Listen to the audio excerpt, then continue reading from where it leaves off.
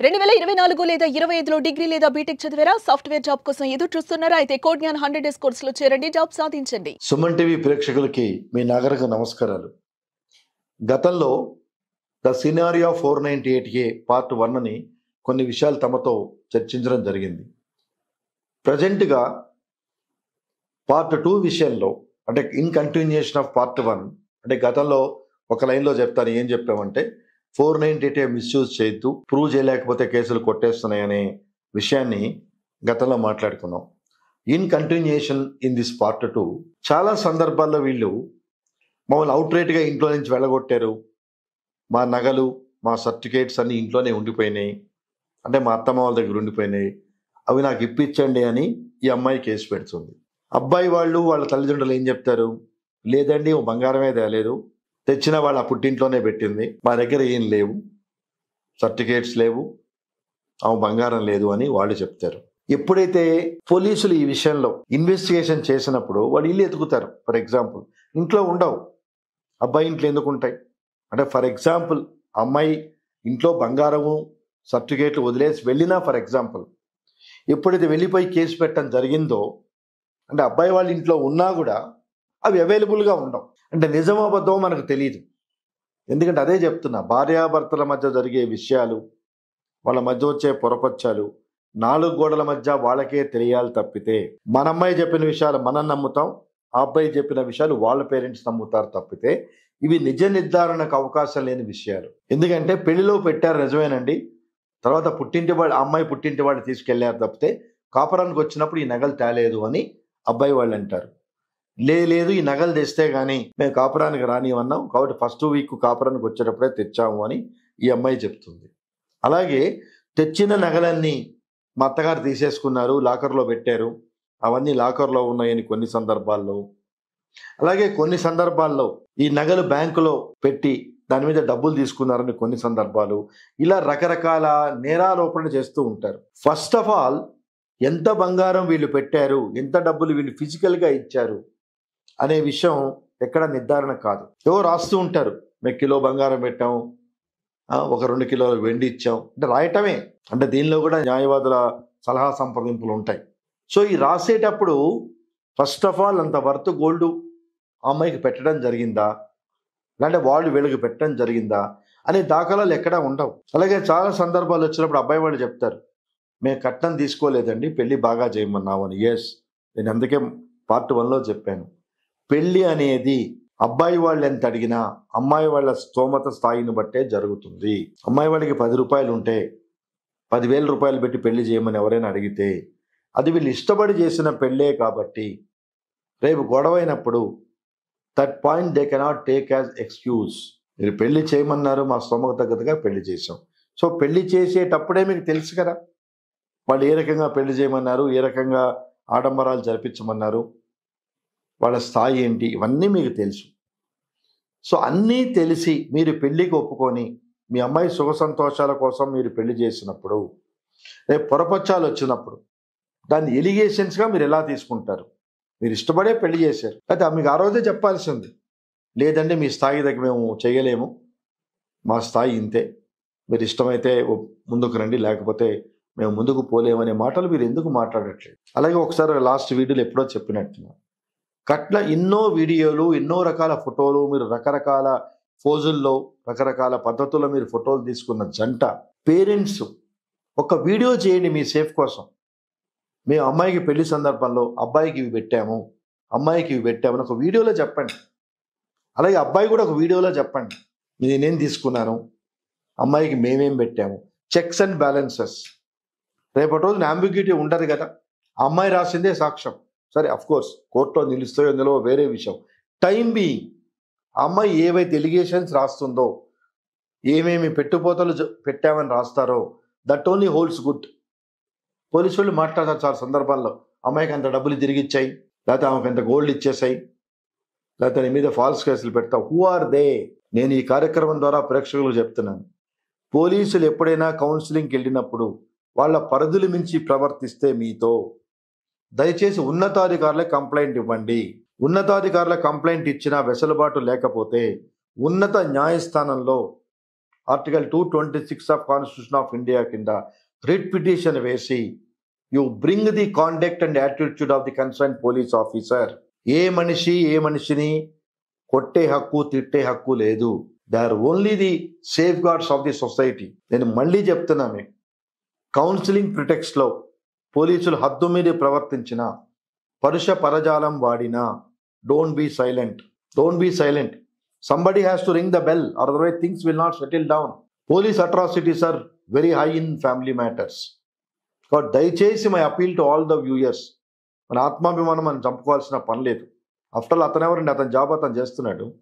అమ్మాయి చెప్పగానే వాడు నమ్మేసి కంక్లూజన్కి వచ్చేసి తన స్థాయిని మర్చిపోయి మనల్ని దూషిస్తాయి. అధికారం అతనికి లేదు.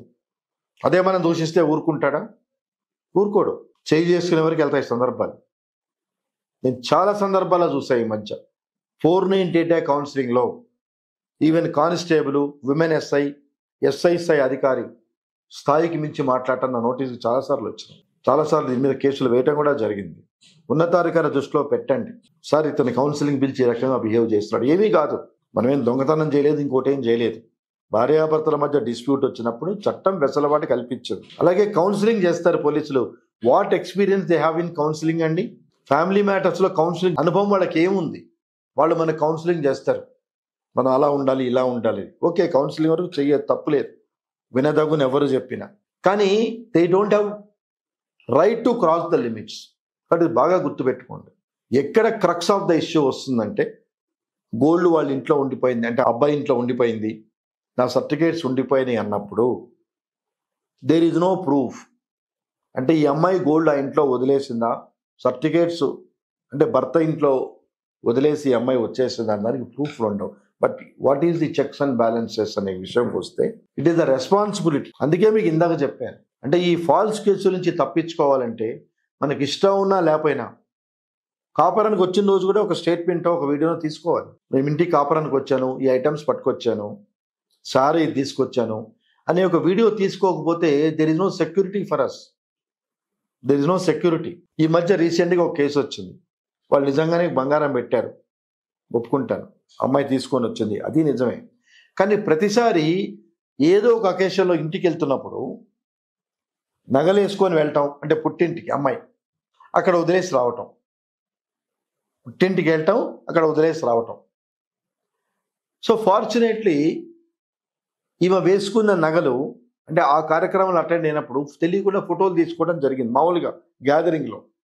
సో ఈ కేసు వేసేటప్పుడు ఇష్యూ ఏంటంటే, ఫస్ట్ టైం ఉన్న నగ సెకండ్ టైం ఒక వాకేషన్కి వెళ్ళినప్పుడు లేదు. అంటే ఒక నెక్లెస్ వేసుకెళ్ళింది, అక్కడ పార్టీలో ఫోటోలు తీసుకున్నారు, అయిపోయింది. మళ్ళీ అమ్మాయి రెండోసారి అటెండ్ అయినప్పుడు డిఫరెంట్ నగ ఉన్నది. కంప్లైంట్ ఏం పెట్టింది? అన్ని ఇంట్లో ఉన్నాయి, వాళ్ళు లాక్కొని పంపించారు.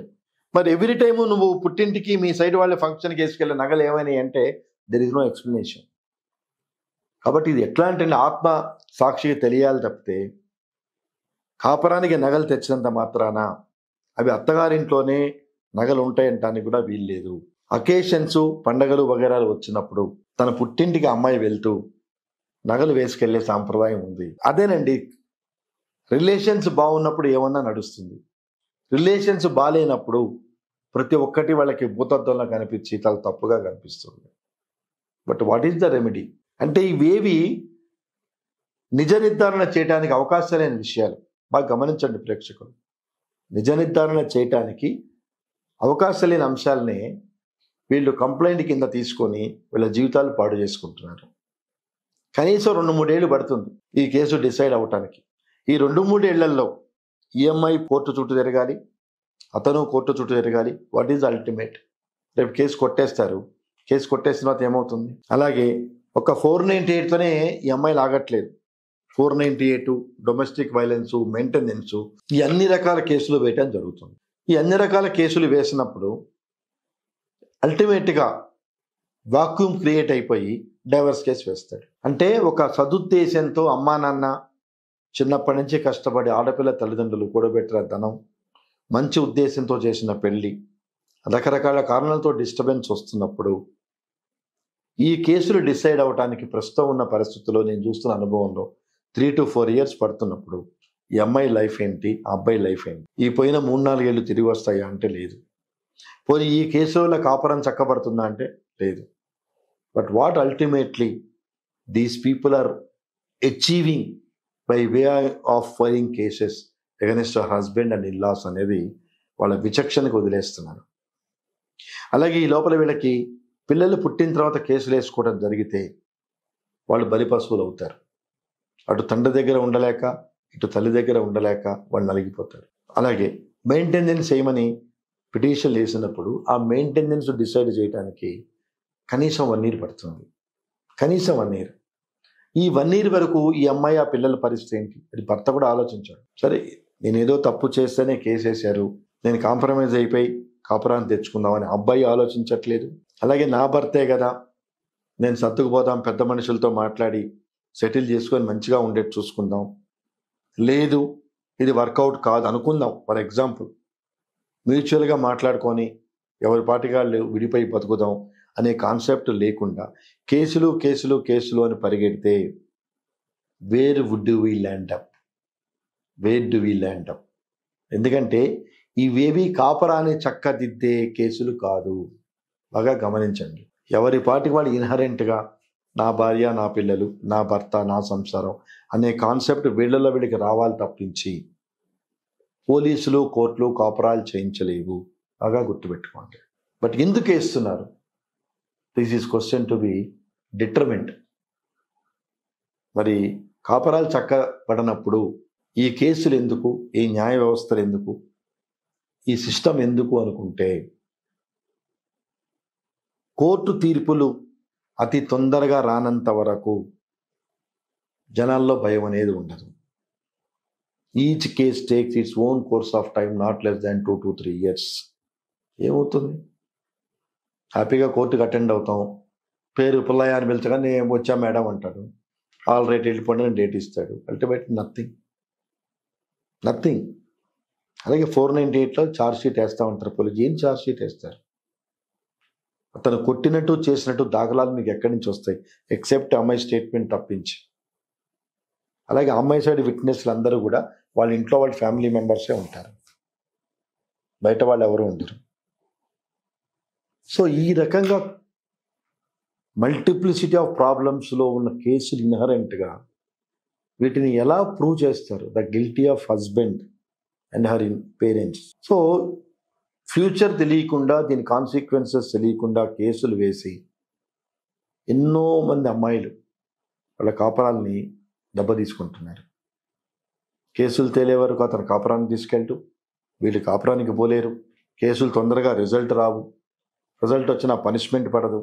అంటే ఏ రకమైన పరివర్తన రాని కేసులు మనం పట్టుకొని వేళ్లాడుతూ ఆ సిస్టంలో ఉండిపోయి మన మంచి జీవితాన్ని మనం పాడు చేసుకుంటున్నాం. 3rd ఎపిసోడ్లో లీగల్ కంక్లూజన్ చేస్తూ how do we comfortably get along without filing these kind of cases అనే టాపిక్ మాట్లాడుకుంటూ ముగిద్దాం. నమస్కారం.